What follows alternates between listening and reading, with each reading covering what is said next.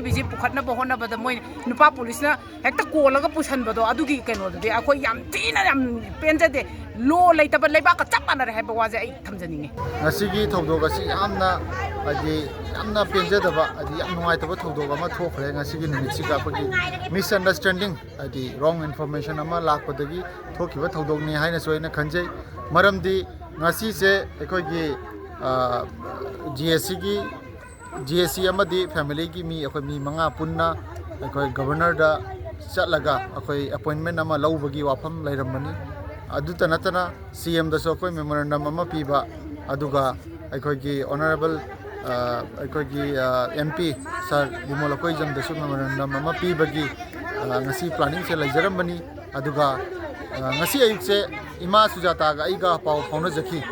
haibadi Pau Pona Jabasica Queen Wari Sanaja give us a Koingasi Samaina Governor Gimamanga Koi Chatlaga Kogi Memorandum Sepishanba appointment Lobel Sama Yaugi Haibagi and the Imadana Aika Aina request of Jabako Imada at the Ema Sujata Yamna Hara Naisungasi Mo ID Chata Wale Delida Samaina Home 3:30 Delhi the Satkani Aduna Lao Aisu Ayuktano in Lakumatanduga Yabiramagi Haina Samaina Pause Ponaraga Atopa agenda Mata later Vidako Nasi Aquin Laksabani Ayukta is a mi Manga Laksabani Aduka victim Moriba Kamal Babu Giloinabi Aigi Indoncha so Belarani so Yauna Lak Pasiga Lambi is a thing later but the Kangama Mang the Lambi is a thing like Virame Asiga is a Pompau Nasi Karimarami thing even Adu Matum Daina Biti Parta Car se Part Toromaga Kangamanga Chapia the Vanina I say Garise Park Toromaga Ikona Aigi Luina Vika Tauraga Kunise Mang the Thana Sale at the Ningdana I could get JSC member Nupi Masa Maga at the Yakogi Indusasiga at the Indusagi Masan Pimo Home Sitting the Lao by Tareko. At the Mang Dina Mang Takat Create when Ning the Gi, Samana Launarapa Mata Sigaina Yemada, I could Indusasi, I could Policinga Kanoma, the Tangat Pagi, Home Indusasi, Kapagi Koloma, Tarapa Hitareko. As you was the Indusasis Mana, Tangalaga Pugi, is Ureva. Adugi Matungam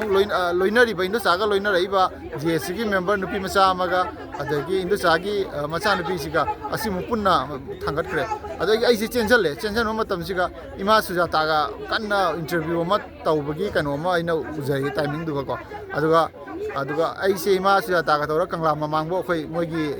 interviewer, police Kamayam, Changna, Ema Sujatasi, and Viraga Punasale. Adu Salavi Matunda, Yampazana Poliska, understanding the Taunarna, Asiguma Karimata plan like Kote, I know Samas and Roksaki, Asiguma Karimata like policing the go. At the Imasjata said ticket, Kamoina policing the confirm to give. Masi de Lisaka Chatkani Harib ticket to Tukana. Samaito Namasi ticket, and Alavimatunda confirm with the Harvey Matunda, Polisna, Chaluana, Imasjata say, Airport at Sakibani, Aduga, I call you Tim Cinema Polisna, Pariadu Noigi, family member with Rabanina, Puna Salaga,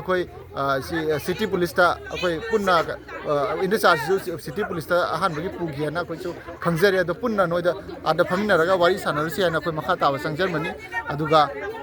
Yam no I said, I see Ema Sujatana, I couldn't see Boba, I couldn't River, Kamal Babu, Gamarila, and Asibo, the protest Punamata, Yam peaceful way that Asibo, the Chatara protest mid 14 days protesting Iman, see I'm gonna support Jabani, Aduna, Atopa propaganda, Aranba propaganda, Amagi, Besta, Imabus, Mina Fajan, Kiba, Haibasit, Tasena Yamna, Nuaizade, Aduna. Manipur government Amade, Manipur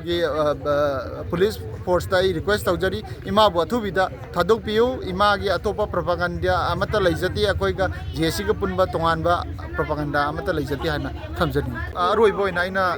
Igi, JSC Magagi, Pen the Bamatang, I state force the Tamzani, Madudi Akogi, victim Moriva family that.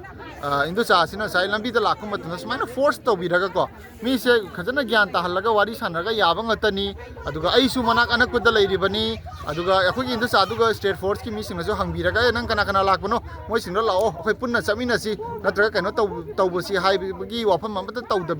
force Tauraga, me, Buheta, I did victim Moriba, me to give mentality, the Husika condition, the lay Habase, Kazitang Asisu, I could state force in a Kambi, Katabani Habase, a Kanjay Asiam Noizade, Asigi Matanga, Aduna. Matung Tabada, I request Taujari, Asmana, the victim or family, the Sigi, Sigumaki, pressure, can say Tobika no have a Asiwa from the Tamzani.